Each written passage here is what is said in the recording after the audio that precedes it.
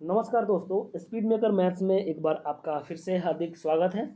इस वीडियो में हम मैथमेटिक्स के 4 ऐसे क्वेश्चन देखेंगे जो अभी एसएससी के द्वारा हाल फिलहाल में लिए गए एग्ज़ाम्स के क्वेश्चन हैं, जो कि सिली मिस्टेक होने के उस क्वेश्चन में बहुत ही ज़्यादा चांसेस रहते हैं। तो आइए मैं उसे आपको इस तरीके से बताऊंगा कि आप सिली मिस्टेक से भी बचेंगे और कम समय में भी उस क्वेश्चन को कर सकेंगे। तो शुरू करते हैं पहले क्वेश्चन से। पहला क्वेश्चन आपके सामने ये है कि बोला गया कि 77 सेंटीमीटर, 110 सेंटीमीटर और 111 सेंटीमीटर लंबाई वाली धातु की 3 छड़ों को बराबर लंबाई के टुकड़ों में काटा जाना है। प्रत्येक भाग यथासंभव लंबा होना चाहिए। काटे जा सकने वाले टुकड़ों की अधिकतम संख्या कितनी है। अब यहाँ पे बहुत सारे स्टूडेंट क्या करते हैं कि इस क्वेश्चन को जल्दबाजी में बनाने के लिए क्या करते हैं कि लास्ट वाला जो बोला गया है वो नहीं पढ़ पाते हैं, और इसका बनाने का तरीका तो वो जानते हैं कि हाँ इसको कैसे बनाएंगे, इस तीनों ही लंबाइयों का HCF ले लेंगे, वही आंसर हो जाएगा। लेकिन इसमें क्या पूछा गया है, अधिकतम संख्या पूछा गया है। तो अधिकतम संख्या के लिए क्या करना पड़ेगा, सबसे पहले तो इसका HCF लेना पड़ेगा। तो HCF कितना होगा इसका, 77 और 110 और 121। इसका HCF अगर आप लोग जानते हैं तो अच्छी बात है, वरना मैं एक तरीका बता सकता हूँ कि यहाँ पे इस तीनों को आप प्राइम फैक्टराइजेशन करें। तो इसको आप प्राइम फैक्टराइजेशन करेंगे तो 7 × 11 लिखेंगे।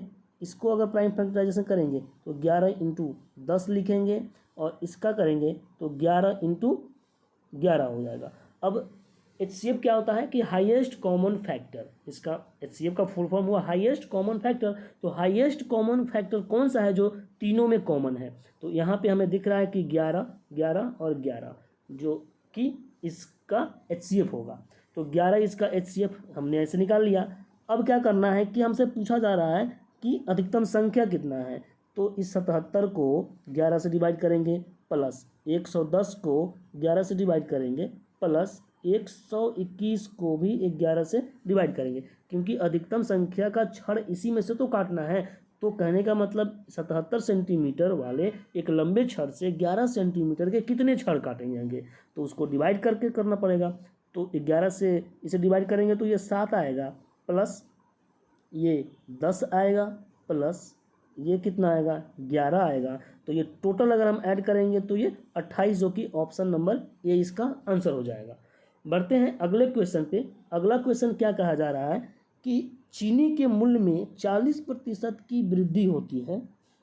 हाँ, तो चीनी की खपत में कितने प्रतिशत की कटौती करनी होगी ताकि चीनी पर कोई अतिरिक्त खर्च न पड़े। यानी कि इसको सिंपल सा आप कैसे बना सकते हैं बिना किसी देरी के। यहाँ पे आप जब भी परसेंटेज में कोई भी चीज़ देखें तो 100 आप यहाँ पे मान लेते हैं कि 100 का चीज़ था, 40% की वृद्धि हो गई, तो यहाँ पे कितना बन गया, ये 140। अब बोल रहा है कि चीनी में आगे क्या कटौती करना पड़ेगा कि कोई अतिरिक्त खर्च ना बढ़े। यानी कि हमें वापस फिर से कितना लाना है, 100 ही लाना है, और कितने को करके, 140 को करके 100 लाना है।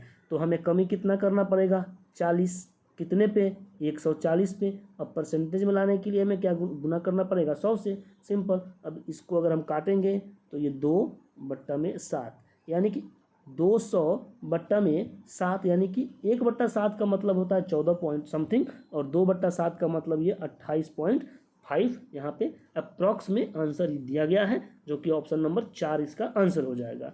इस तरीके से आप क्वेश्चन को आसानी से हल कर सकते हैं। बढ़ते हैं अगले क्वेश्चन पे।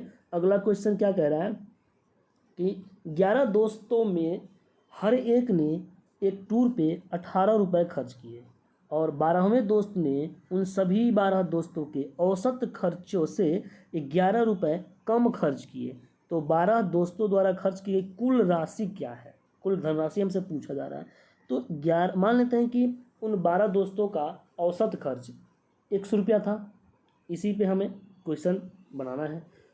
तो 12वें के बारे में बोला गया है कि 12वां दोस्त जो था वो औसत से 11 रुपया कम खर्च किया, प्लस अब जो बचे हुए 11 दोस्त जो थे वो 18 रुपये खर्च किए। तो 18 × 11, ये टोटल 12 लोगों का क्या हो गया, पूरा खर्चा हो गया। अगर हम इसको नंबर से डिवाइड कर दें, नंबर ऑफ मैन से डिवाइड कर दें, तो जो कि कितना है 11 दोस्तों में से 11 दोस्त यहाँ हैं और एक दोस्त यहाँ, पूरा टोटल कितना है 12। तो टोटल को अगर हम नंबर से डिवाइड कर दें तो ये मेरा क्या आ जाता है, औसत आ जाता है, जो कि औसत हमने क्या माना था, x माना था। इसको हम ऐसे लिख सकते हैं। तो अब इसको अगर हम सोल्व करेंगे तो x - 11 प्लस 18 को अगर 11 से गुना करेंगे तो 198 हो जाएगा, और यहाँ पे ये इधर गुना कर देंगे तो 12x हो जाएगा। अब इस x को इधर लाएंगे तो 11x बराबर में ये कितना हो जाएगा, 11 इसमें से घटेगा तो 187। अब इसको अगर हम डिवाइड करते हैं तो x का मान हमारे पास कितना आ जाएगा, x का मान आ जाएगा 17 आ जाएगा x का मान। अब हमें टोटल निकालना है, तो टोटल कितना आदमी था 12। अगर 17 को 12 से गुना करते हैं तो 204, जो कि ऑप्शन नंबर 3 में दिया गया है, ये आपका आंसर हो जाएगा। इस क्वेश्चन को आप ऐसे बना सकते हैं आसानी से, बिना किसी झंझट के। बढ़ते हैं अगले क्वेश्चन पे। अगला क्वेश्चन में क्या कहा गया है, एक व्यक्ति ने 150 कुर्सियाँ बेची और उसे 25 कुर्सियों के विक्रय मूल्य के बराबर लाभ हुआ। उसका लाभ प्रतिशत ज्ञात करने के लिए हमसे बोला जा रहा है। तो इसको बनाने के लिए बड़ा ही शानदार तरीका मैं आपको बताऊंगा। इस पर क्या करना है कि नंबर देखिए क्या है, पहले 150 है और फिर यहाँ पे 25 है। अब यहाँ पे हम ये क्या करते हैं कि 25 इसको क्या हुआ है, विक्रय मूल्य के बराबर लाभ हुआ है। तो यहाँ पे 25 क्या है, प्रॉफिट है, और ये 150 जो दिया गया है, ये हम यहाँ से क्या समझ सकते हैं, कैसे समझ सकते हैं कि ये 150 क्या है, SP है कि CP है। तो यहाँ पे जो दिया गया है 25 कुर्सियों के विक्रय मूल्य के बराबर, यानी कि ये हमारा क्या है, SP है। बस अब यहाँ से हम CP निकाल सकते हैं।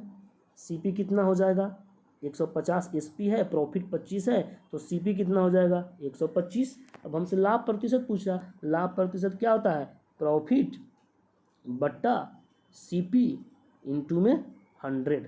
तो अगर यहाँ से हम सोल्व करते हैं इसको तो मेरा आंसर कितना आ जाएगा, 20% आंसर, जो कि ऑप्शन नंबर 3 इस क्वेश्चन का आंसर हो जाएगा, सिंपल सा।